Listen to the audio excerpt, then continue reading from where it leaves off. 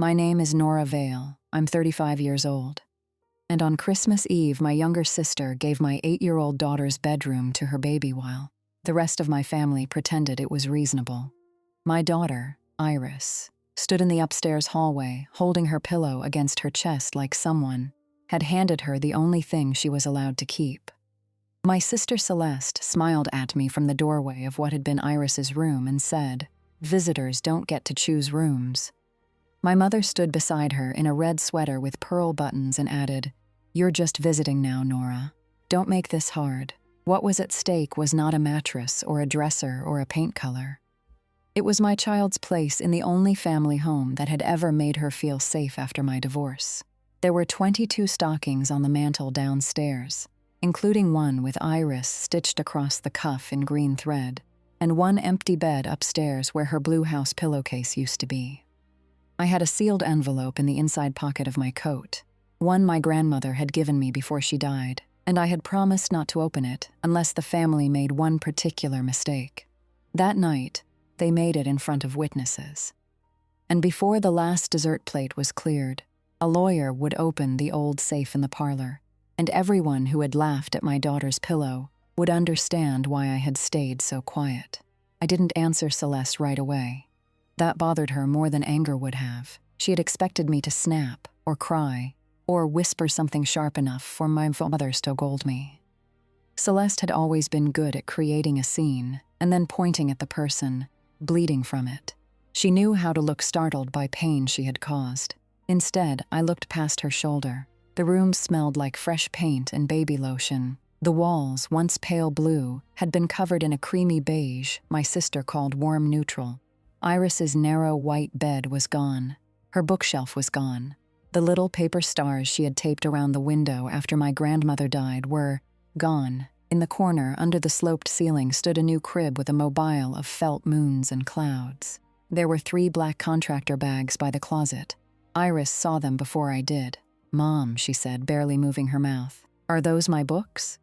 Celeste gave a little laugh, not loud, just enough for the relatives at the stair landing to hear that she was being patient. "I packed them carefully," she said.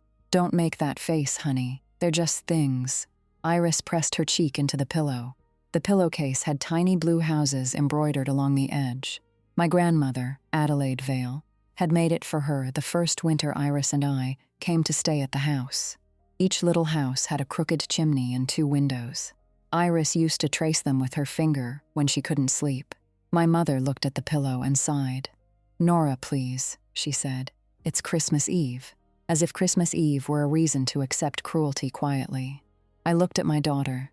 Her hair was coming loose from the braid I had done in our apartment that morning. She was wearing the green velvet dress she had picked because she said it made her look like the Christmas tree in Grandma Adelaide's parlor. She was trying not to cry because she had already learned too much about adults who punished children for needing comfort. I bent down and kissed her forehead. "Go downstairs with Miss Ruth for a minute," I said. Ruth Ansell, my grandmother's neighbor, was standing at the top of the stairs with her hand on the banister. She was 72, maybe 5 feet tall, wearing a gray cardigan and snow boots, even though she had been inside for an hour. She had worked as a school secretary for 30 years, which meant she could spot a child trying not to fall apart from across a gymnasium. She held out her hand. "Iris," she said gently, "I need somebody with steady counting skills. I have marshmallows, and I don't trust your Uncle Grant not to eat the evidence." Iris looked at me.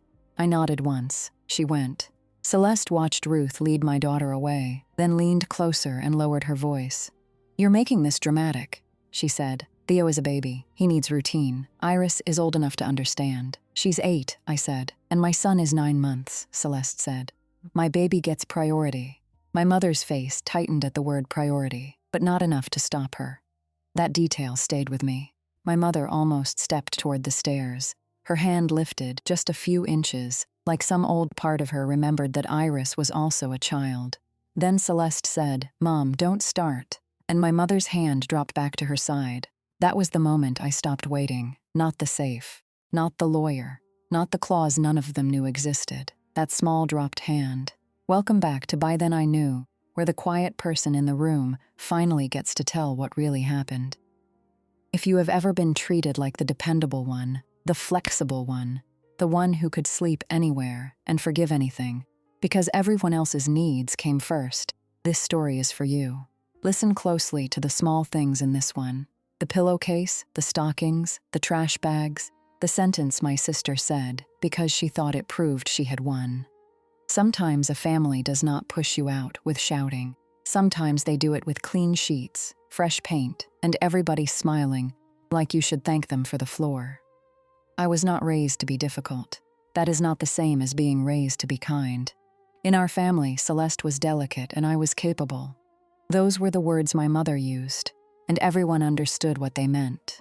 Celeste got overwhelmed. I handled things. Sis needed an understanding. I needed to be realistic. Celeste forgot birthdays because she was under pressure. I remembered who liked pecans and who was allergic to cinnamon. By the time I was 12, I knew where my mother kept the spare checks, which pharmacy filled my grandfather's medication, and how to fold the good napkins for Easter dinner. By 16, I was the one calling the electric company when a bill was wrong, because my mother said I had a comphone voice. By 23, I was driving across town to reset my grandmother's router, pick up my mother's dry cleaning, and proofread Celeste's job applications while she told people I was so organized it was scary. Celeste wasn't evil as a child. I don't think most people start that way. She learned that tears worked. I learned that competence worked. The difference was that tears got comfort and competence got more tasks. My grandmother Adelaide saw it before anyone else admitted it. She lived in the family house on Briar Lane, a white clapboard place with green shutters, a deep front porch, and an old maple tree that dropped red leaves all over the driveway every October. The house had belonged to my great-grandparents first, then to Adelaide and my grandfather. After he died, it became the place where everyone gathered but no one maintained unless I drove over with a toolbox or a folder. Adelaide was not soft in the way people use that word. She was direct, tidy, and impossible to flatter. She wore house dresses with pockets and kept receipts in envelopes labeled by month. She had opinions about pie crust, local politics, and people who left wet towels on wood floors, but she was gentle with Iris. After my divorce, I moved into Adelaide's house for 11 months. I didn't plan to stay that long. I had left my marriage with 2 suitcases, 1 tired child, and a bank account that looked like it was holding its breath. My ex-husband, Mark, wasn't violent. I say that because people ask it like it's the only valid reason to leave. He was careless in a way that wore down the walls of a person. He spent money we didn't have, lied with a tired face, and made me feel dramatic for noticing. When I finally left, my mother told me she was sorry, but her guest room was full of Celeste's wedding decor. Adelaide simply said, "The west room gets morning light. Iris will like that." The west room was upstairs at the back of the house. It had a sloped ceiling, a window that looked over the maple tree, and old pine floors that creaked near the closet. Adelaide helped me carry Iris's little white bed up the stairs. She didn't let me apologize for needing help. She didn't say, "Just until you get back on your feet," though that was true. She didn't treat us like overflow. The first night, Iris couldn't sleep. She sat in the bed with the blanket up to her chin and asked if we were in trouble. Adelaide came in with a sewing basket under one arm and a square of blue cotton folded over her wrist. "This room knows your name now," she told Iris. Iris looked at me, then at Adelaide, like she wanted to believe it, but didn't know whether grown-ups were allowed to make promises like that.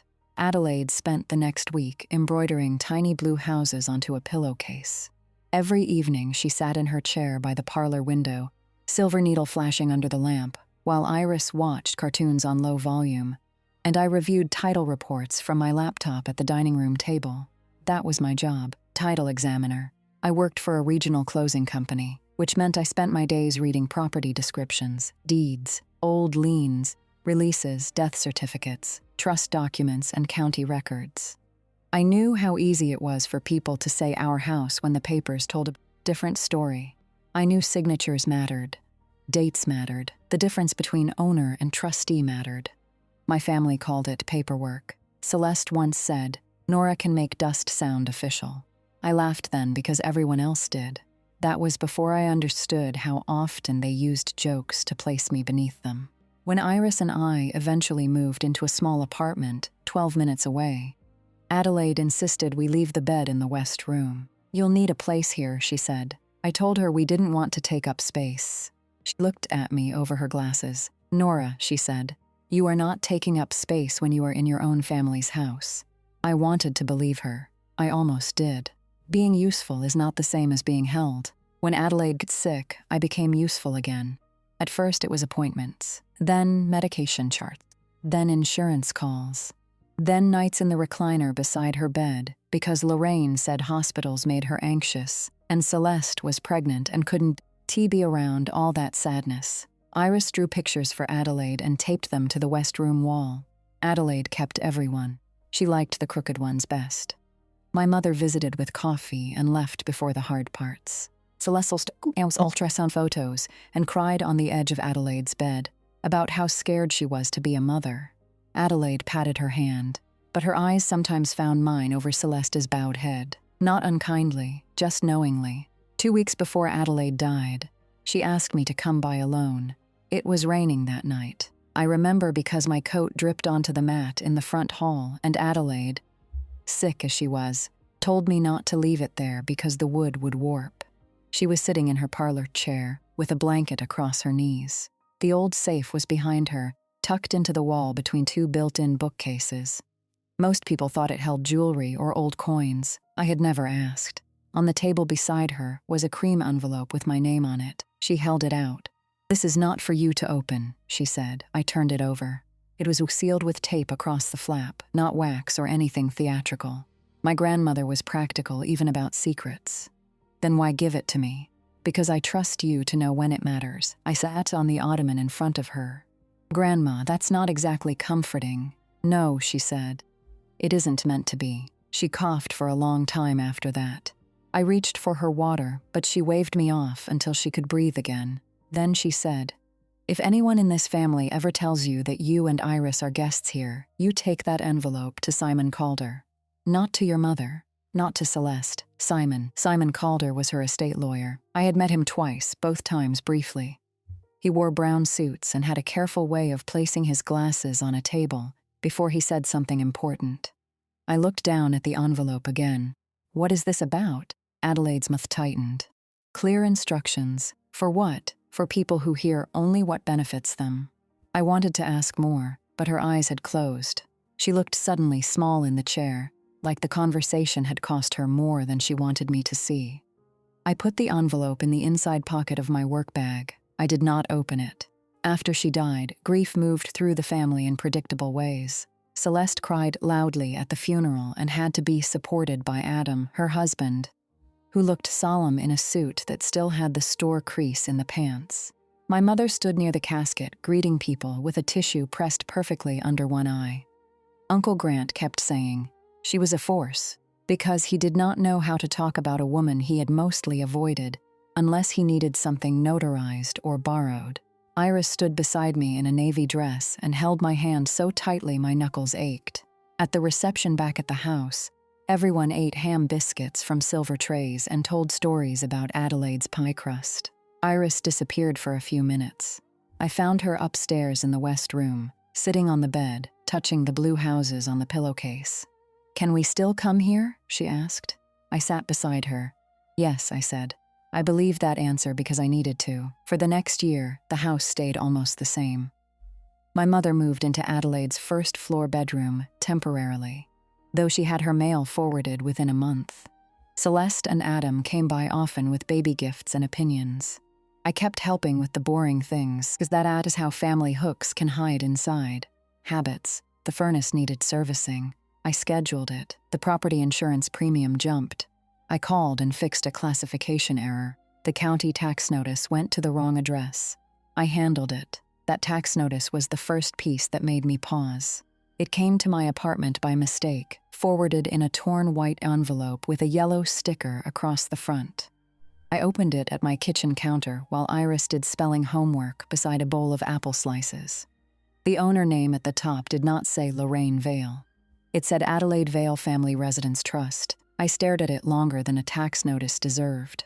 Trusts are not unusual. Families put houses in them all the time. But my mother had been saying, when the house is officially mine, and once probate finishes, and your grandmother meant for me to manage it as I see fit. Those statements were not the same as ownership. They were not even close. I folded the notice and put it in a folder at work the next morning, not because I planned anything, but because my body had learned to save evidence before my mind was ready to admit why. A month later, Celeste sent a photo to the family group chat. It showed 3 paint swatches on the West Room wall. The caption read, "Which one for Theo's West Room?" I saw it while I was eating lunch at my desk. Before I could respond, the message disappeared. Then Celeste wrote, "Sorry, wrong room. Meet guest room. Pregnancy brain never left me lol." Theo was 6 months old by then. I took a screenshot before the message vanished from my notification preview. Habit, work reflex. I capture things before they change. That evening, I called my mother. "Is Celeste painting upstairs?" I asked. There was a pause just long enough to have a shape. "She's nesting," my mother said. "She already has a nursery at her apartment." Well, Adam's lease is complicated right now. What does complicated mean?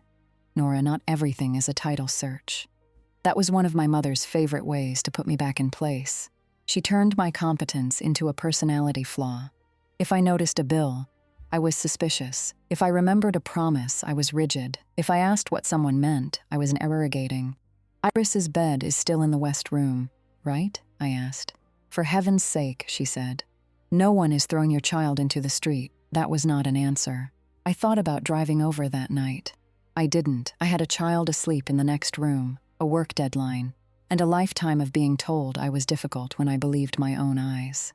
The next time I saw Ruth Ansell, she was raking leaves along the fence between her yard and the family house. I had stopped by to pick up some old medical receipts my mother wanted me to organize for tax purposes. Celeste's SUV was in the driveway, but nobody answered when I rang the bell, so I waited on the porch. Ruth leaned on her rake and looked up at the West Room window. "Adelaide always said that room was Iris's anchor," she said. The word anchor caught me. "Did she?" Ruth nodded, then seemed to regret saying it. Her gaze moved to the front door behind me. "Your grandmother was very clear about some things." "What things?" Ruth pulled one brown leaf from the rake tines. "Not my place, honey." I almost pushed. Instead, I thanked her and went inside when my mother finally opened the door.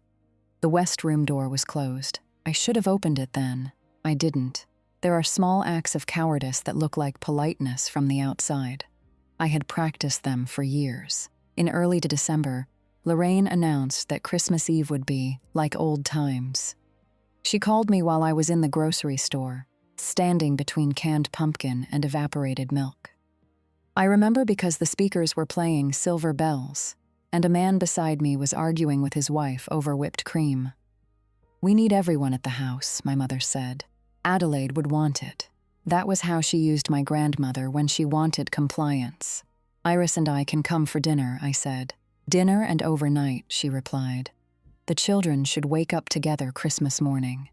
"The children?" "Celeste and Adam are staying too, of course. Theo's first real Christmas. I want all the stockings." "All right," I said slowly. "Is Iris's room ready? Ready enough?" "What does that mean?" "It means please don't bring old tension into Christmas." I closed my eyes for 1 second between the shelves. "My daughter needs a bed, Mom. She'll have somewhere to sleep." Again, not an answer. That night, after Iris went to bed, I took Adelaide's envelope from the lockbox in my closet. The cream paper had yellowed slightly at the edges. My name was written in my grandmother's square handwriting. Nora turned it over, still sealed. I had carried that envelope through hospital bills, the funeral, my mother's little revisions of history, Celeste's deleted text, and Ruth's unfinished sentence. I put it in the inside pocket of my winter coat, not because I wanted a fight, because my grandmother had given me one instruction, and I had spent my whole life learning what happened when women in our family ignored the first. Clear warning, Christmas Eve arrived cold and bright. Iris wore her green velvet dress. She packed her toothbrush, pajamas with silver stars, a paperback mystery, and the Blue House pillowcase. She had asked if bringing her own pillow was weird. "No," I said. "Grandma Adelaide would approve." The house on Briar Lane looked almost painfully beautiful when we pulled up. Snow sat on the porch railing. Warm light filled the front windows. Through the glass, I could see the Christmas tree in the parlor, taller than it needed to be, with Adelaide's old glass birds clipped to the branches. 2 cars lined the driveway, then 3 more along the curb. My mother liked a full house because it made her feel generous. I parked behind Ruth's old Subaru. Before I turned off the engine, Iris looked up at the second floor. "The west room light isn't on," she said. I followed her gaze. She was right. Every other upstairs window glowed yellow except that one. I filed that away without knowing yet how much it would hurt. Inside, the house smelled like cloves, pine, and too many perfumes layered over one another. My mother came toward us with a wineglass in her hand, cheeks flushed, mouth already smiling. "There are my girls," she said, like the phrase cost her nothing. Celeste appeared behind her, holding Theo on one hip. She wore ivory cashmere and a gold headband. Theo had a plaid romper and one sock missing. He was a sweet baby. None of this was his fault. That mattered to me even then. "Merry Christmas," Celeste sang. Iris said Merry Christmas back and touched Theo's foot. For about 20 minutes, everything looked normal enough to make me doubt myself. I put our overnight bag near the stairs. Iris showed Ruth the book she had brought. Uncle Grant asked me if I could look at a weird email from his bank when I had a minute. Adam offered me a drink and called me Nora Bora, a nickname he had used once before I told him I hated it. Then Iris asked if she could take her pillow upstairs. My mother's smile froze. Celeste shifted Theo to her other hip. I looked from one to the other. "What?" I said. "Nora," my mother began. Iris was already halfway up the stairs. I followed. Celeste came behind me too quickly. At the top of the stairs, the west room door stood closed. Iris opened it. She did not gasp. That would have been easier. She simply stopped, 1 foot inside the room, pillow in her arms, and stared at the crib where her bed had been. The hallway behind us filled with the kind of quiet people pretend not to notice. Ruth came up 2 steps, then stopped. Celeste put on her reasonable voice. "We were going to explain after dinner." I walked into the room. A rocking chair sat where Iris's bookshelf had been. A changing table covered the wall where her drawings used to hang. The closet door was open, showing stacks of diapers and clear bins of baby clothes. Iris's things were in the contractor bags. Not cardboard boxes, not storage totes, trash bags. That detail mattered. Someone had not preserved her room. Someone had removed her. I crouched beside one bag and loosened the knot. On top was Iris's copy of The Secret Garden, the one Adelaide had written in. For Iris, who knows how to find doors, I tied the bag again. "Where is her bed?" I asked. "In the basement for now," Celeste said. "Adam needed help moving it. It's fine." "The basement? It has a fold-out sofa. It also has the old humidifier, paint cans, and no bathroom." My mother stepped closer. "Nora, lower your voice. My voice is already low." Celeste laughed softly. "This is exactly why we didn't tell you ahead of time. You make every practical decision into a trial." I looked at her. "You moved my daughter's bed without asking me, because you don't live here." Iris turned around then. "Did Grandma change her mind?" she asked. No one answered. My sister looked away. My mother looked at me like I had created the question by letting my child ask it. That was when Ruth moved. She came into the hallway and held out her hand to Iris. "Come with me, sweetheart," she said. "The cocoa needs supervising." Iris looked at the crib one more time, then went with her. When they passed me, I touched the edge of the blue pillowcase. "I'll be down in a minute," I said. Celeste waited until Iris was out of earshot. Then she said the sentence, "Visitors don't get to choose rooms."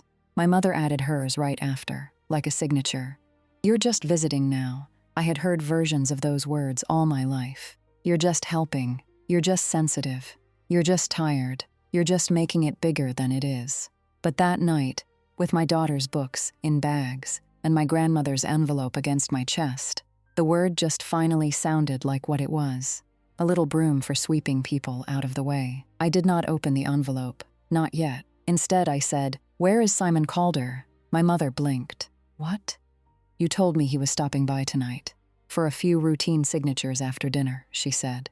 "That has nothing to do with this." Celeste rolled her eyes. "Oh my God, Nora. Are you going to turn a bedroom into an estate issue?" I looked once more at the room, at the crib, at the bags, at the place where Iris's bed had been. Then I said, "No, you already did." Dinner was louder than it needed to be. That is what families do when everyone knows something ugly happened upstairs, and no one wants to be the first decent person to name it. Forks scraped, wine was poured. People asked about travel, weather, basketball, preschool wait lists, anything but the 8-year-old sitting at the card table with red eyes and a pillowcase folded in her lap. My mother had seated me near the kitchen entrance, far from the head of the table, where she sat with Celeste, Adam, and Theo in a high chair.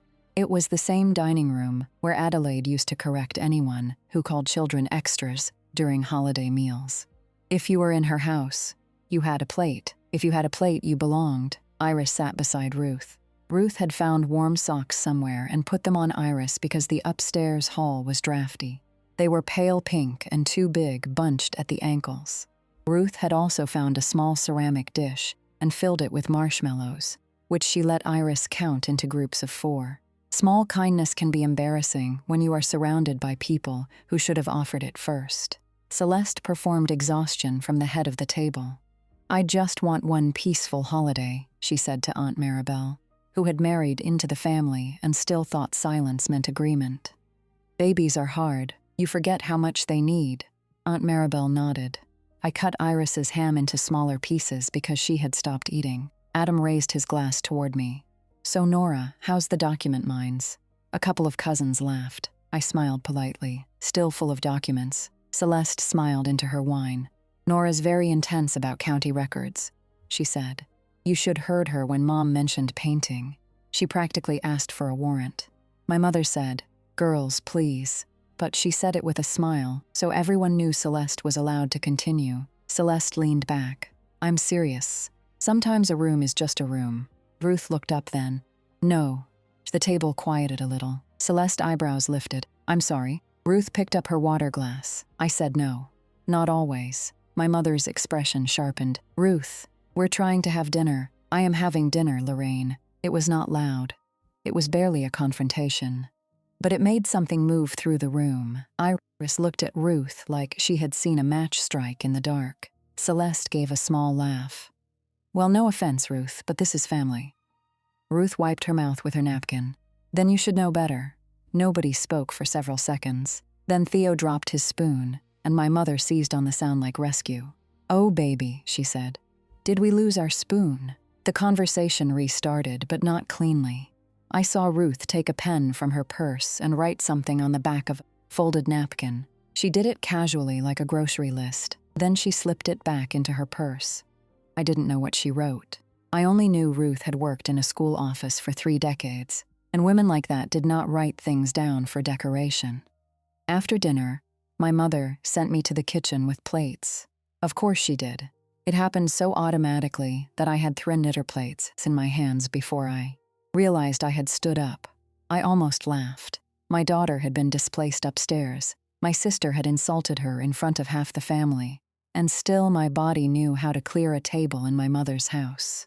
I set the plates down by the sink and looked through the kitchen window. Snow was falling again, fine and steady, silver under the porch light. Ruth came in carrying coffee cups. "You don't have to do those," she said. "Neither do you." She puked the cups beside the sink. For a minute, we stood there with the sound of the dishwasher humming and distant laughter from the dining room. Then she said, "Adelaide expected this." My hand stilled on the faucet. "Expected what?" Ruth looked toward the doorway. "Not the crib, not exactly, but the shape of it. The shape of it," I repeated. "Someone deciding you and Iris could be moved around because you would not make a fuss." My throat tightened. "Did she tell you about the envelope?" Ruth did not look surprised. "She told me she had given you something." "What is it?" "That is for Simon." Everyone kept saying that. For Simon. Not for Lorraine, not for Celeste, not even for me. I touched the inside of my coat, which was hanging over a chair near the back door. The envelope made a flat, stiff line beneath the wool. "Ruth," I said, "do you know what's in the safe?" She shook her head. "No, but I know your grandmother changed the combination 2 weeks before she went into hospice, and I know she made Simon come here on a Sunday morning with a witness." "A witness?" Ruth looked at me for a long moment. Then she said, "Drink some water." That was all. She turned and left the kitchen with the same steady walk she used when crossing an icy sidewalk. I stood at the sink and realized my hands were shaking. Not badly, not enough for anyone to see if I kept them under the warm water, but shaking. I was not fearless that night. I want to be clear about that. Calm is not the absence of fear. Sometimes it is just fear with a job to do. I heard Celeste in the hallway. "Where's Nora?" she said. My mother answered, "In the kitchen." "Of course she is." More laughter. I dried my hands carefully. When I walked back into the parlor, Celeste was standing near the mantel under the row of stockings. There were 22 of them, hung from brass hooks my grandfather had installed before I was born. My mother had arranged them by family branch. Celeste, Adam, Theo, Lorraine, Uncle Grant, cousins, me and Iris at the far end, near the bookcase, like an afterthought she forgot to hide. Iris's stocking was still there. Green thread, white cuff, a tiny felt bell at the toe. My daughter saw me looking at it. She looked too. Then she looked away. That was one of the small things I will never forgive. Not because stockings matter that much. Because my mother had left the symbol of belonging downstairs, while allowing the actual belonging to be taken upstairs. Adam was telling Uncle Grant that the basement could become a pretty decent guest suite with some work. Drywall, new flooring, maybe a little bathroom if the plumbing isn't insane, he said. Good for overflow. Overflow. I heard the word and turned my head. Celeste saw that I had heard it. She smiled. "Nora," she said brightly, "Adam was just saying the basement could be really nice for you two when you visit." "When we visit," I repeated. My mother stepped in. "Let's not do this right now." "Do what?" Celeste said. "Talk honestly?" She turned to the room. I feel like everyone is tiptoeing because Nora gets sensitive about anything involving Iris. But this is Mom's house now. Mom invited us to stay because Theo needs family support. Nora has her own apartment. Iris has her own room there. I don't think it's cruel to use an empty room for a baby who is actually living here. Iris went very still beside Ruth. I looked at my mother. "This is your chance," I said softly. My mother frowned. "For what?" To correct her. The room quieted. My mother's cheeks flushed darker. "Nora, I am not going to humiliate your sister in front of everyone because you're upset." "No," I said. "You're doing something else in front of everyone." Celeste laughed once. "See, this is what I mean. You turn everything into some moral performance." I looked at her, then at my mother. "Iris's things are in trash bags." "They're clean bags," Celeste said. A cousin made a sound like he wanted to laugh but thought better of it. Ruth's hand moved to Iris's shoulder. My mother set down her wine glass. "Enough," she said. "I made the decision. Celeste and Adam need the room.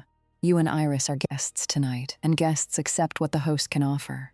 There it was, not hidden, not softened, not implied guests. I felt the envelope in my coat pocket, like it had warmed against me. Before I could speak, the doorbell rang. Everyone turned. My mother looked confused for half a second, then irritated. "That must be Simon," she said. Celeste looked at the clock on the mantel. "On Christmas Eve? Seriously, he said he was leaving town tomorrow," my mother said. There were some papers Adelaide wanted addressed before year-end. Some papers. I watched my mother smooth her sweater before she opened the door. Simon Calder stood on the porch in a dark overcoat dusted with snow.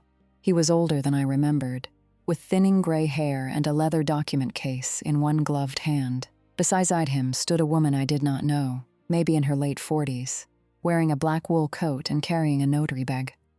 My mother's smile faltered. "Simon," she said, "I didn't realize you were bringing someone." "Good evening, Lorraine," he said. "This is Marsa Singh from my office." Mara nodded. "Sorry to intrude on the holiday." Simon looked past my mother into the parlor. Then his eyes found me. He did not smile.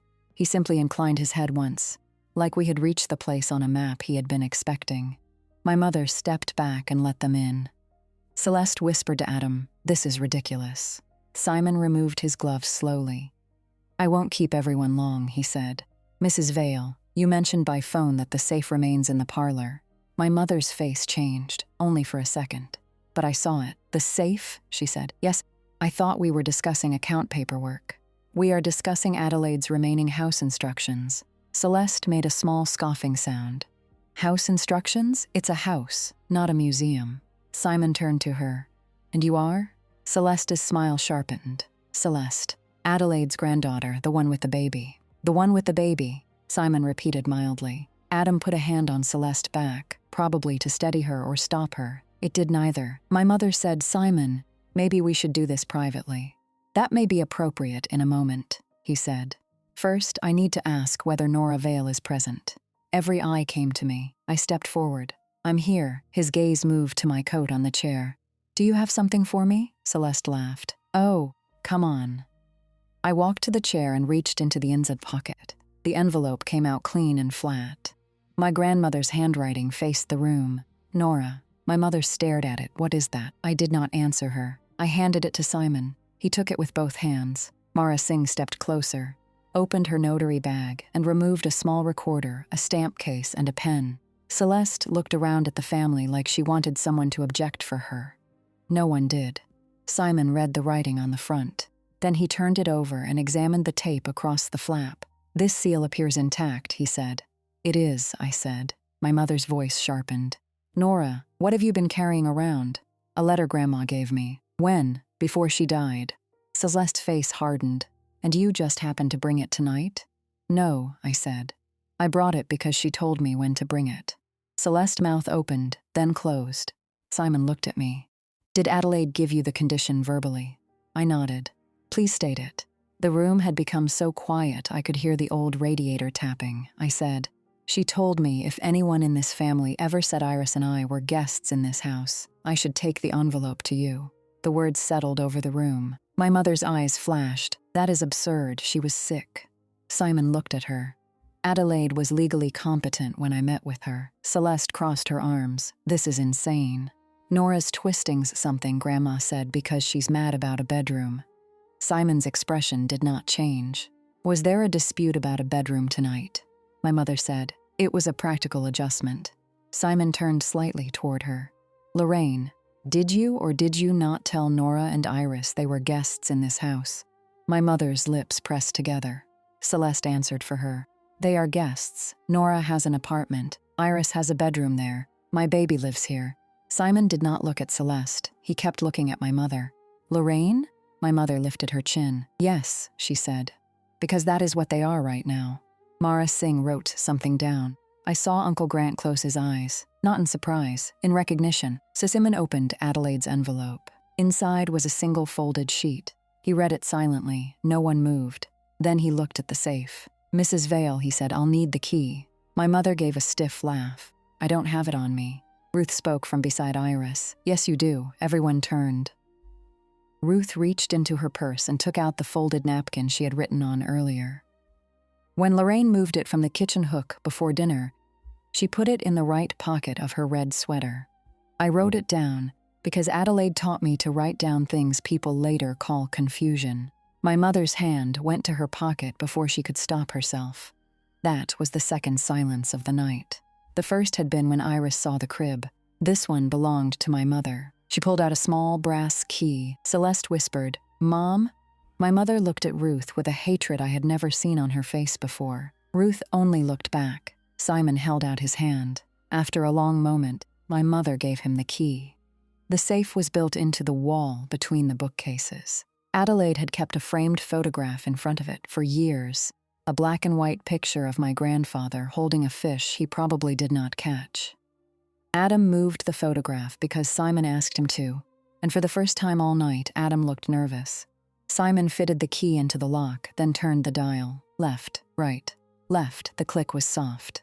The kind of sound that would have disappeared under conversation if everyone had not been holding their breath. The safe door opened.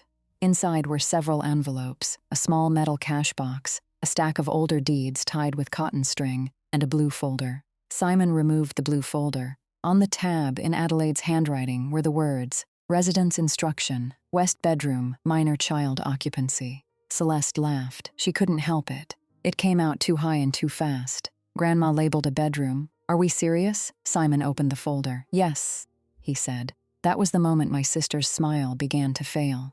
I did not know every word in that folder yet. I had suspected. I had hoped. I had feared I was wrong. I had spent months collecting small pieces and telling myself not to build a house out of guesses. But when Simon read the first page, I understood enough. The family house was held in the Adelaide Vale Family Residence Trust. Lorraine was not the owner. She was the managing resident. Her authority was conditional. The trust existed to preserve the house as a family residence, with specific protections for certain occupants, named by Adelaide before her death. Simon did not read all of it aloud. He was careful. He read the part that mattered. Section 4, he said, protected occupancy. The upstairs west bedroom shall remain available to Nora Vale and her minor child, Iris Vale, for overnight residence and family use for so long as Iris remains a minor. Unless Nora Vale voluntarily waives such use in writing, no managing resident or household member may remove Iris Vale's belongings, reassign the room, or characterize Nora Vale or Iris Vale as guests without triggering review of managing authority. My mother whispered, "No," Simon continued. Section 7. If Lorraine Vale, or any resident acting with her knowledge, denies protected access, removes the minor child's belongings, or represents Nora Vale and Iris Vale as visitors or guests, rather than protected family residents, Lorraine Vale's managing authority shall terminate, and Nora Vale shall serve as acting resident trustee on the supervision of council until further review. I heard Iris breathe in, not a gasp, a small, careful breath. Like someone had opened a window, Celeste's face went red. That can't be enforceable. Simon looked at Mara. Mara handed him another page. It was signed by Adelaide Vale, he said. Witnessed by Ruth Ansell and Mara Singh. Notarized. Incorporated into the trust amendment dated March 3rd of last year. Ruth did not move. My mother slowly sat down on the edge of the nearest chair. Celeste pointed at Ruth. "You signed this?" Ruth said. "I did. You're not family." "No," Ruth said. "That seems to be why Adelaide asked me." The words were calm. They landed anyway. Adam cleared his throat. "Okay, but this is obviously a misunderstanding. Nobody denied access. We just moved some furniture." Simon turned to him. "Were Iris Vale's belongings removed from the upstairs west bedroom?" Adam looked at Celeste. Celeste snapped. They were packed. She wasn't using the room. Simon made a note. "And did anyone ask Nora Vale to waive the room in writing?" No one answered. "Did anyone obtain her consent?" Silence. Celeste's voice rose. "She has an apartment. Why does she need 2 rooms? Why does Nora always get to act like needing help makes her special?" There it was. Not about Theo. Not really. Not about routines or sleep schedules or paint. It was about Celeste seeing any space held for me or my child as space stolen from her. Simon placed the document on the parlor table. "Nora," he said, "as of tonight, under Adelaide's instruction, Lorraine's management authority is suspended." My mother looked up. "You can't just do that." "I am not doing it," Simon said. "Adelaide did." Celeste began to cry then, not softly, not from heartbreak, from impact. "This is disgusting," she said. "You're all punishing my baby." I looked at Theo. He was asleep against Adam's shoulder, one fist curled under his chin. "No one is punishing Theo," I said. Celeste turned on me. "You planned this." "No, you brought a lawyer to Christmas," Mum scheduled Simon. "You knew." "I knew Grandma told me what to do if you called us guests." My mother's voice broke in. "Nora, we can discuss this privately." She said privately the way people say fire when smoke reaches the curtains. "We are still family," she added. "Do not do this in front of everyone." I looked at her. "You did it in front of everyone." Her face folded, but I did not move toward her. That was new for me. For years, my mother's distress had been a command. If her mouth trembled, I softened. If she said I embarrassed her, I apologized. If she looked tired, I carried something. That night, she looked tired and I let her. Simon closed the folder halfway. "There are immediate practical issues," he said. "The west bedroom must be restored to its prior use. Irisville belongings are to be returned. No further alteration of protected space. Lorraine, you will receive formal notice from my office. Until then, Nora has authority over room assignments and household access under the trust terms." Celeste wiped her cheeks hard. "So she's kicking us out on Christmas Eve?" I did not answer fast. People like Celeste depend on speed. They throw a sentence into the room and expect you to catch it before anyone sees what it is. I looked at Simon. "What does the instruction say at other residents?" He glanced at the document. "Temporary residence is permitted at the acting trustee's discretion, provided it does not interfere with protected occupancy, maintenance obligations, or trust purpose." I nodded. Then I looked at Celeste. "Theo can sleep in your room tonight. Adam can move the crib." "You're serious?" "Yes. You would make a baby sleep somewhere else?" I'm making his parents move the crib they put in my child's protected room. Celeste stared at me like she had never heard my voice without apology wrapped around it. Adam shifted Theo on his shoulder. We need some time, he said. It's a crib. It's not easy. Ruth stood. I'll hold the baby. Everyone looked at her. She held out her arms to Adam. I raised 3 nephews, ran a school office through flu season, and once kept a kindergartner from swallowing a nickel during a fire drill. I can hold a sleeping baby while you move furniture. Adam looked like he wanted to refuse but couldn't find a respectable reason. He handed Theo to Ruth. She took him gently. Theo slept through the transfer. That was the thing about the baby everyone kept using as a shield. He was peaceful once the adult stopped speaking for him. Adam and Uncle Grant went upstairs with the crib. Celeste followed, crying loudly enough for people downstairs to understand she wanted witnesses to her suffering. My mother stayed seated in the parlor chair, her hands flat on her knees. Simon gathered the papers. Mara Singh stamped something at the table. Iris came to me. Mom, she whispered. Did Grandma know? I crouched in front of her. I think she knew enough. Did she want me to have my room? I looked at Simon's folder, then at the stairs where Adam was bumping the crib against the wall. Yes, I said. She wrote it down. Iris's mouth trembled. She wrote me down? I had to close my eyes for 1 second. Yes, baby. That was when I cried. Not loudly. Not the kind of crying anyone could use against me. Just tears coming because my daughter had asked the question, under the question. Did anyone remember me when I wasn't in the room? My grandmother had. An hour later, the west room looked wounded but recognizable. The crib was gone. The changing table was gone. Adam carried the rocking chair out, with a scrape of wood against wood that made me flinch. Uncle Grant brought Iris's bedframe frame up from the basement, where it had been leaning against paint cans exactly as I feared. The mattress smelled faintly of dust, so Ruth stripped it and found clean sheets in Adelaide's linen closet. Iris's books came out of the trash bags one by one. The Secret Garden, Matilda, a paperback about constellations, a joke book Adelaide had hated and Iris loved. Ceci stood in the hallway, arms crossed, face blotchy. This is humiliating, she said. I was fitting the blue house pillowcase back over Iris's pillow. I did not turn around. Yes, I said, it is. She made a sound like I had slapped her. My mother appeared behind her. Nora, she said softly. Please, can we talk? I smoothed the pillow. Tomorrow, through Simon. I am your mother. I looked at her then. I know. Her eyes filled. That used to work too. I made a mistake, she said. A practical mistake. Celeste has been under so much pressure. I was trying to help everyone. No, I said. You were trying to keep Celeste from being upset. Her mouth tightened. That's unfair. Maybe. I did not argue further. I had learned something from documents. The strongest ones did not explain themselves too many times. They stated the fact and let the signature hold. Celeste stepped forward. So that's it? You get the house now? You get to be queen because Grandma felt sorry for you? I looked at her. I get responsibility, not a crown. You always do this, she said. You act calm so everyone thinks you're better than me. No, Celeste. I act calm because my daughter is watching. She looked toward Iris, who was sitting on the bed with Ruth beside her, putting books back on the shelf. For a second, I thought Celeste might see her, really see her. An 8-year-old in 2 big socks returning her own books to a room adults had stolen in the name of a baby who hadn't asked for any of it.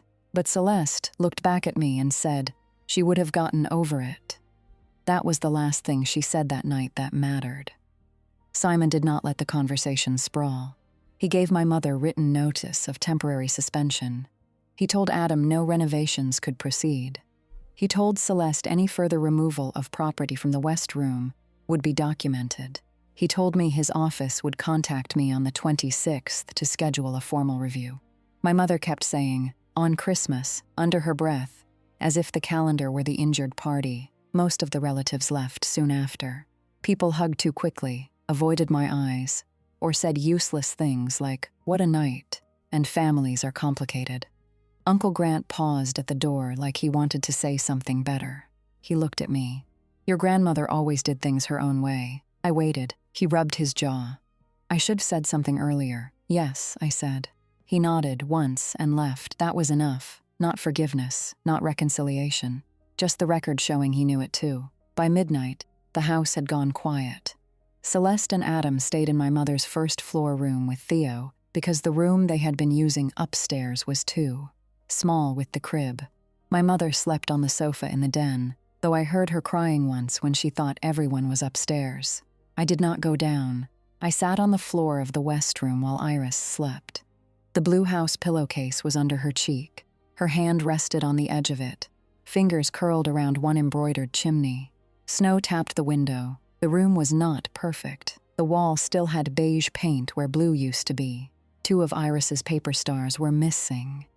The bookshelf leaned because Adam had dragged it instead of lifting it, but the bed was back under the window. The books were back. My daughter was sleeping in the place my grandmother had protected for her.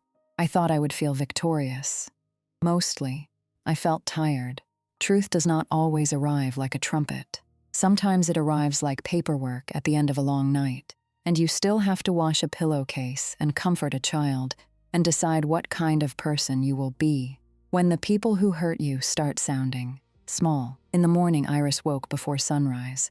For a few seconds, she forgot where she was. I saw it pass across her face, the old fear, the checking. Then she saw the window, the bookshelf, the pillowcase, me in the chair with a blanket around my shoulders. "Mom, I'm here. Is it still my room?" "Yes." She nodded and lay back down. A few minutes later, there was a soft knock. Ruth opened the door with her hip because her hands were full. She carried a foil pan covered with a dish towel and a small tub of icing tucked under one arm. "Merry Christmas," she whispered. "Cinnamon rolls, extra corners for Iris." Iris sat up. "With the crunchy edges, obviously," Ruth said. I laughed then. It surprised me. Not because anything was funny. Because the sound came from a part of me that had not been invited to the night. Before, we ate cinnamon rolls on paper towels in the West Room.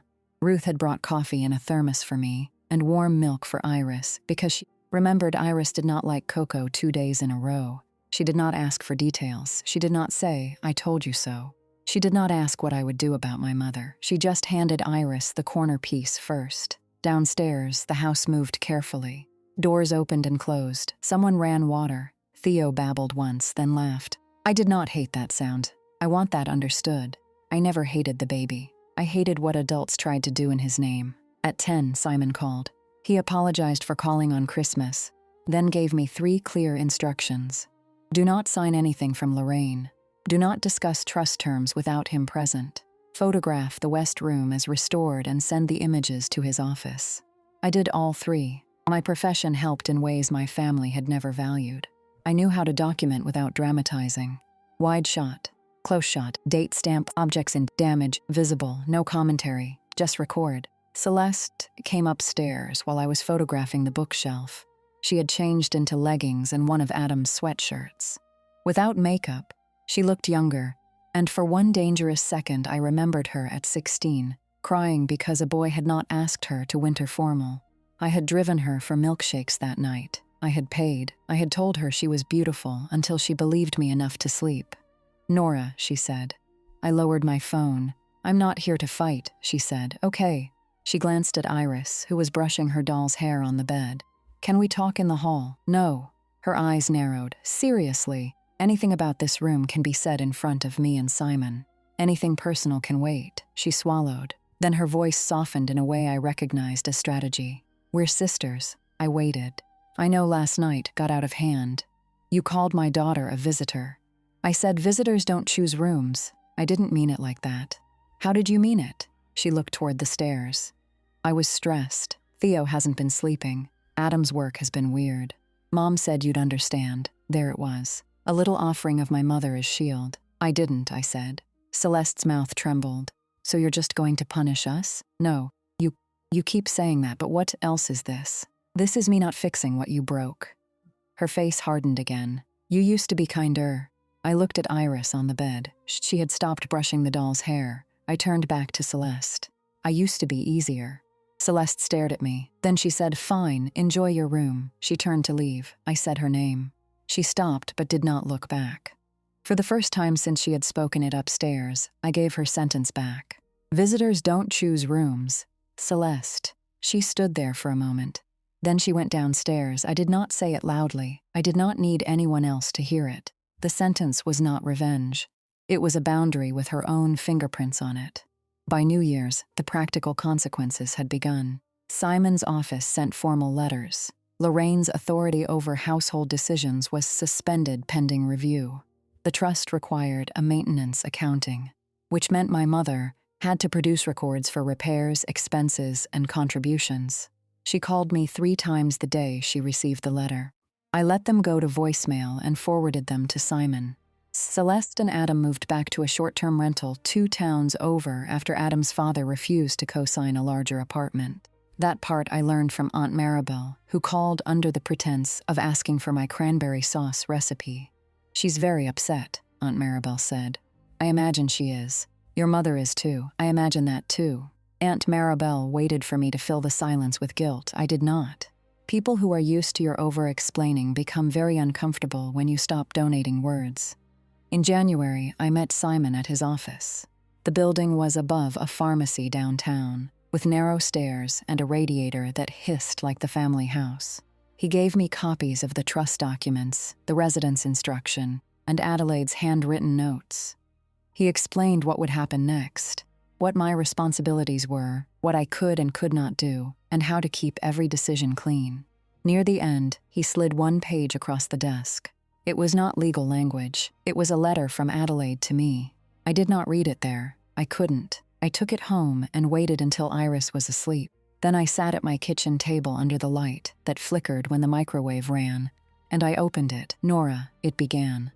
"You will try to be fair even when people have not been fair to you. That is one of the reasons I trust you.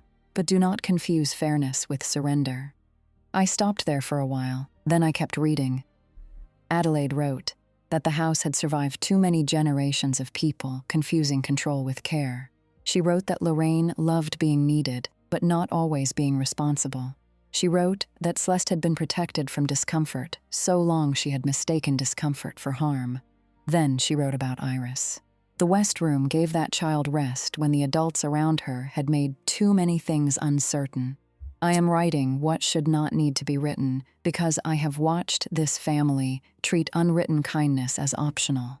I pressed my hand over my mouth, not because I was surprised, because someone had seen it clearly enough to make it real on paper. The last lines were simple. "You do not have to win the family. Keep the child safe. Keep the house honest. Let people show you whether they want peace or merely access." I folded the letter and sat there until the kitchen light clicked off by itself. After that, things got quieter, not easy, quieter. Lorraine sent messages that shifted from anger to sorrow to nostalgia. "I cannot believe you would put me through this. Your grandmother would be ashamed of the division. I found your old Christmas ornament and cried for an hour. Can we just have coffee, mother to daughter?" I answered only the ones that concerned the house, and those through Simon. Celeste sent nothing for 6 weeks. Then, in February, she texted a picture of Theo in a snowsuit. He misses his auntie. I looked at it for a long time. Theo was grinning, cheeks round and pink. I hoped he was warm. I hoped he was loved in ways that did not require someone else's child to disappear. I did not respond. Iris asked about them sometimes, not often. Children can be loyal to people who hurt them because they remember the good parts without understanding the pattern. She remembered Celeste bringing glitter nail polish. She remembered my mother making pancakes shaped like hearts. She remembered Theo laughing when she made a silly face, so I told the truth gently. Grandma Lorraine and Aunt Celeste made choices that hurt us. We're taking space. Are they sorry? I don't know. Would sorry fix it? I was folding laundry when she asked. The blue house pillowcase was in my hands, warm from the dryer. I smoothed the edge with the little houses. "Sorry helps when people understand what they did," I said. "It doesn't replace change." She considered that. Then she said, "Can Miss Ruth come for my birthday?" "Yes." "Can she sit by me?" "Yes." That was the guest list that mattered. Spring came late that year. The snow melted from the edges of the family house first, leaving gray piles along the driveway. The maple tree budded. The porch needed repainting. The furnace made a knocking sound Simon told me to address before fall. I handled the house the way I handled title work. Carefully, boringly, with receipts. I set up a separate maintenance account. I hired the same furnace company Adelaide had used. I replaced the broken basement humidifier. I changed the locks after Celeste used an old spare key to enter the house just to get a box without asking. She found that box on the porch the next day, packed neatly, with a note that said all future access required notice. My mother called that cruel. I called it clear. In April, we had the formal review at Simon's office. Lorraine came with Uncle Gertz. Celeste came with Adam. I came alone because Iris was at school and did not need to sit in a room where adults debated whether hurting her had been inconvenient enough to excuse. Marsing was there too, taking notes. My mother wore navy and pearls. Celeste wore black and held a tissue before anyone spoke. Adam looked like a man who had recently learned that silence could be expensive. Simon reviewed the facts without adjectives. Protected room reassigned. Minor child's belongings removed. Nora and Iris characterized as guests. No written waiver, no consent. Trust condition triggered. My mother cried quietly. Celeste interrupted 3 times. The 3rd time, Simon looked at her over his glasses and said, "Mrs. Wexler, your feelings about the condition do not alter the fact that your conduct satisfied it." Celeste sat back like the sentence had shoved her. I did not smile. I did not enjoy it. That surprised me too, for years. I had imagined that if my family were ever forced to see what they had done, I would feel release like a door opening. Instead, it felt like watching people stand in the light and complain that it was too bright. At the end of the meeting, Lorraine's authority remained suspended for 1 year, subject to review. I remained acting trustee. Celeste and Adam were prohibited from staying overnight without written approval. Any future use of the west bedroom required my written consent, and Iris's protected access remained until she turned 18 unless I waived it. My mother looked at me across the table. "Nora," she said, "is this what you wanted?" I thought of the contractor bags. I thought of Iris asking if Grandma changed her mind. I thought of my mother's hand lifting in the hallway, then dropping when Celeste told her not to start. "No," I said. "This is what Grandma prepared because she knew what you might choose." Lorraine flinched. That was the last time we spoke directly for a long while. The house changed after that, not in dramatic ways. I did not move in immediately.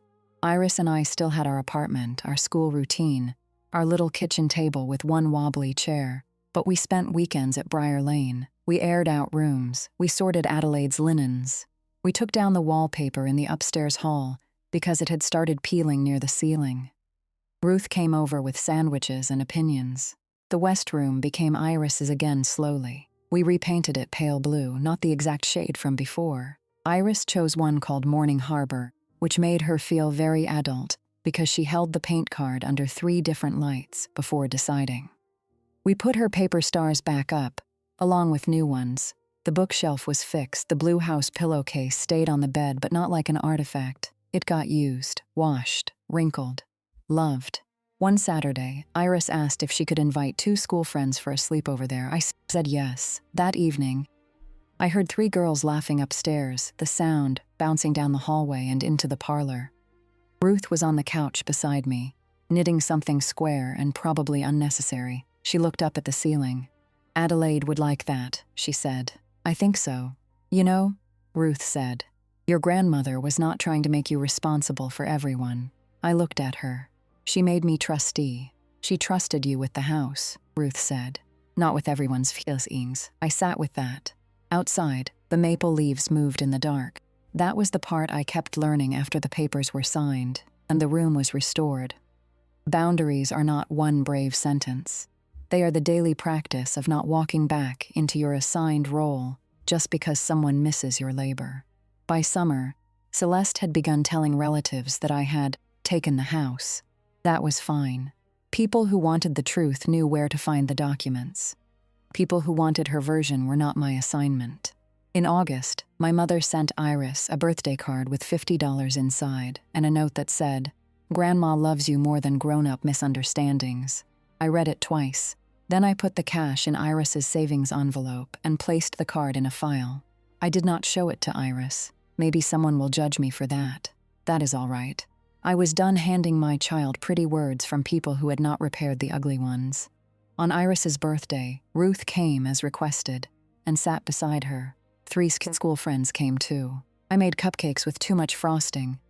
We ate on the back porch of the family house. while the maple tree threw shade over the steps. Iris wore a paper crown one of her friends made from construction paper. After cake, she ran upstairs to show them the west room.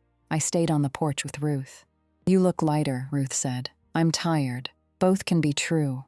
I looked through the screen door into the house. For once, no one needed me to manage a disaster. No one was calling me dramatic. No one was asking me to shrink so someone else could feel generous. Inside, the house sounded like children running, not adults performing family, children actually living in it. That fall, I gave notice on our apartment. It was practical. The trust allowed us to live in the house. The commute was manageable, and Iris wanted to be closer to the maple tree. But I waited until I was sure the choice was ours, not a reaction to Celeste. I did not want to move into that house as proof. I wanted to move in as peace.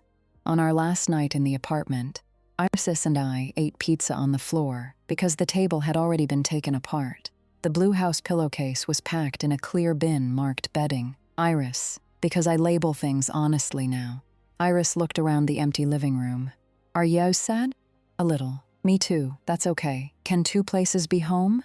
I thought about the west room, the apartment kitchen, Adelaide's parlor, Ruth's porch, my car after the divorce, when Iris slept in the back seat, while I cried silently in a grocery store parking lot, because I did not know how rent and groceries and legal fees would all fit into 1 month. "Yes," I said, "but only if the people in them let you be safe." She nodded like that made sense. The next morning, Ruth met us at Briar Lane with coffee, juice boxes, and a roll of paper towels because she said every move required paper towels before philosophy. Simon had sent over a final packet for my files. The furnace company came at noon. Life became beautifully unglamorous. I put the blue house pillowcase on Iris's bed first, not because it was the most important task, because she asked me to. Then Iris climbed onto the mattress, looked around the room, and smiled. Not a big smile. Not a movie-ending smile, a tired, relieved, 8-year-old smile, the kind that says the body understands before the mind has all the words. That evening, after the movers left, I stood in the parlor and looked at the safe. The photograph of my grandfather holding the fish was back in front of it. The mantel was bare because Christmas was months away. No stockings, no audience, no performance. Just the room, the house, the place where my sister had laughed, and my mother had dropped her hand, and my grandmother's instructions had outlived them both. I touched the edge of the built-in bookcase. "Thank you," I said. I don't know who I meant exactly. Adelaide, maybe. Myself, maybe. The version of me who did not open the envelope too soon. The version who did not scream. The version who kissed her child's forehead, zipped the suitcase, and waited for the right person to open the right safe. A few weeks later, Celeste came to the house without calling. I saw her through the front window standing on the porch with a bakery box in her hands. For a moment, my chest tightened with the old reflex. Fix it. Smooth it. Let her in before she feels rejected. Make everyone comfortable. I did not move. She rang the bell. I opened the door but kept the chain latched. Her eyes dropped to it. "Really?" she said. "Yes, I brought muffins. We don't need muffins." She laughed bitterly. "You're enjoying this." "No." "Then why are you acting like I'm dangerous?"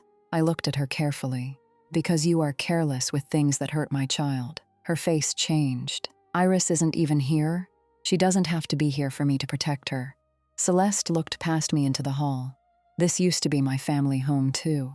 It still belongs to the trust. You know what I mean." "I do," she swallowed. "Mom misses you." I said nothing. "I miss you," she added softer. That one almost reached me. Not because I believed it fully, because there had been good moments. Milkshakes after heartbreak, borrowed dresses, late-night jokes when we were teenagers and our mother was asleep, and the house felt less divided. People are rarely only one thing, which is why it takes so long to leave the role they gave you. "I hope you're well," I said. Her eyes filled. "That's it? For now? You're really going to keep punishing us for one mistake?" I breathed in. There it was again. Less one mistake. As if a child's room had packed itself. As if trash bags had tied their own knots. As if the word visitor had fallen from the ceiling and landed in my mother's mouth by accident. "No," I said. "I'm going to keep believing what you showed me." Celeste stared at me through the gap in the door. Then she looked down at the bakery box. "They're blueberry," she said. I hope you enjoy them. I closed the door gently, no slam, no speech, no final wound, just the click of the latch. On the first Christmas Eve after that night, Iris and I hung stockings on the mantel. Not 22, four, one for Iris, one for me, one for Ruth, who complained that she did not need a stocking and then inspected it twice to see whether we had spelled her name right. And one small stocking for Adelaide, because Iris wanted to put a peppermint in it. The house was quieter than it had been the year before. Better, we made soup instead of a formal dinner. Ruth brought bread. Iris wore pajamas by 6:30. We watched an old movie and paused it 3 times because Ruth kept asking practical questions about the plot. At 9, Iris went upstairs with her pillow tucked under one arm. Halfway up, she stopped and looked back. "Mom? Yes. Can we leave the hall light on?" "Of course," she smiled. Then she went into the west room. I stood at the bottom of the stairs until I heard the bed creak. Ruth came beside me. "You all right?" I nodded. "I think so. You don't have to be all right every Christmas." I know. And I did know, finally. Later that night, after Ruth went home and Iris fell asleep, I sat alone in the parlor with the tree lights on. The safe was hidden again behind the photograph. Snow moved past the windows the same way it had the year before. I thought about calling my mother, not because I should, not because she deserved it, because some habits ache when you stop feeding them. Instead, I took Adelaide's letter from my desk and read the last lines again. Keep the child safe. Keep the house honest. So I did. That is the part people leave out when they tell stories about standing up to family. They make it sound like one moment, one confrontation, one perfect sentence that frees you from every old pull. It is not one moment. It is Christmas morning. It is February silence. It is not answering the guilt text. It is hiring the furnace company yourself. It is explaining gently to your child why someone can love her and still not be safe right now.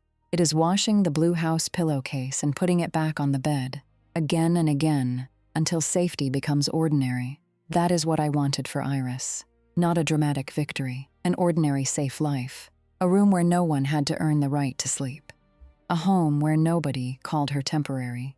A mother who did not hand her back to people just because they used softer voices after the paperwork came out. So that is my story. 22 stockings, one empty bed, and a blue house pillowcase back under my daughter's cheek. If someone in your life only values you when you are useful, take this as your sign to look carefully at what they call love. Sometimes the proof you need is not hidden in a safe. Sometimes it is in the way they treat you when they think you have nowhere else to go. If this story stayed with you, leave a comment with where you're listening from, and subscribe to By Then I Knew for more stories about quiet people who finally stopped carrying what was never theirs.